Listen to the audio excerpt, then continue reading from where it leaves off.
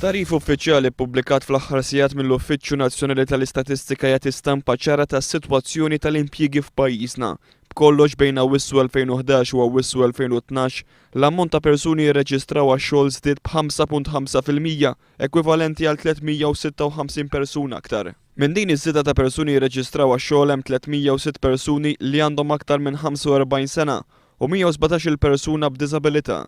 Sa ftit ta' xurilu dawn il-persuni kkunsidrati bħala vulnerabbli kienu qed jiġu mejjuna permezz tal-Employment Aid Programme iffinanzjat mill-Unjoni Ewropea. Madankollu dan il-programm twaqqaf kif anke jgħid is-sit elettroniku tal-Korporazzjoni għax-Xogħol u t-Taħriġ l-ETC li tamministra dan il-programm tal-Unjoni Ewropea. In-nota fuq is-sit tal-ETC tgħid li din l-iskema tinsab temporanjament sospiża.